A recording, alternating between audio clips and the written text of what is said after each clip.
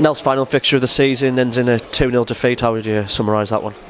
Yeah, it was it was poor in terms of our quality and endeavour really.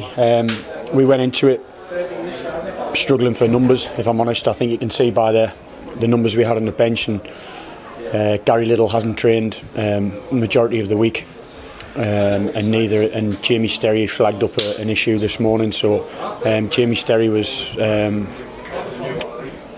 100%, and neither was Gary. So unfortunately, it didn't last the game.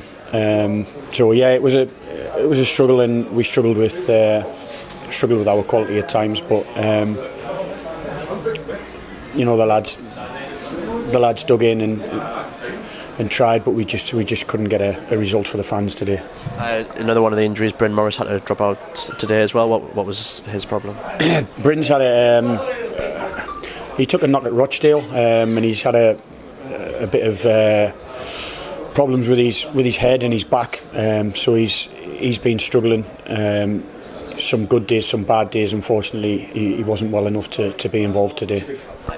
Just in terms of, you mentioned there, the quality, we couldn't just find it. The chances, especially when Marcus Carver came on, he had a big chance, and then he puts it across to Jake, and it just seemed like one of them days where you could have been out there for a couple of hours and nothing would have happened. No, look, we created some good chances. Mols had 3. You know, he had in the first probably 2 minutes.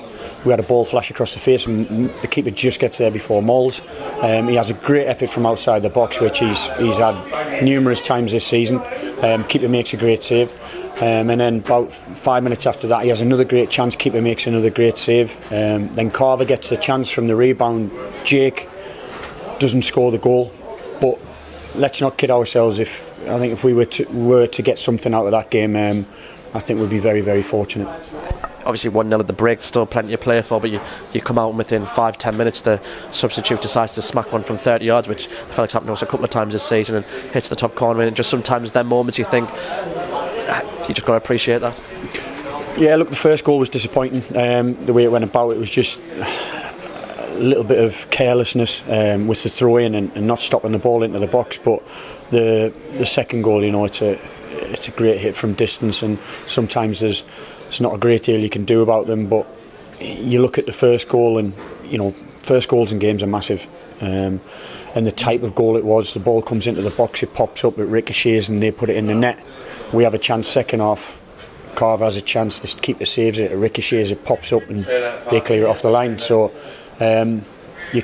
some people will say it's unlucky. I'd rather say it's not being ruthless enough.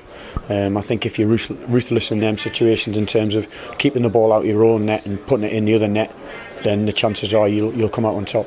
How tough has it been? Because realistically, going into a game with 3 outfield players available on the bench and one a goalkeeper as well, and you've got to force a substitute in the first half, and then you're left with 2 options with the 2 other lads. You know, how tough has it been training this week as well, when obviously lads it's been crazy, just dropping out left, right and centre due to their injuries? Yeah, look, we've been short on numbers during training, and we've been very, very cautious in the amount of training we've done, because we know we were on the cusp of losing more, so we had to be very careful in what we did in training, just to try and make sure nobody else pulled out. It seemed like every day there was another one dropping out, or even dropping out prior to training, and then even ones managing to do the first 10, 15, 20 minutes and then having to pull out and be assessed by the physio. So it has been difficult, but it's football. You've got to try and adapt to it, and unfortunately we haven't adapted well enough, and we haven't got the result today. It's obviously been a bit of a different week here at the football club with Graham leaving, but I know you spoke to the chairman, and I'm guessing his message was just obviously you and Sweens will just continue to do your job, and I know as a professional you just would have been fully focused for today. Yeah, we found out obviously on Thursday.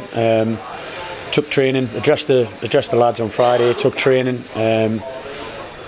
did as much preparation as we could for today, like I say, with trying to be careful with the numbers and the bodies that we had, and then set the lads up to try and go out and get a result today. And like I said, we fell short.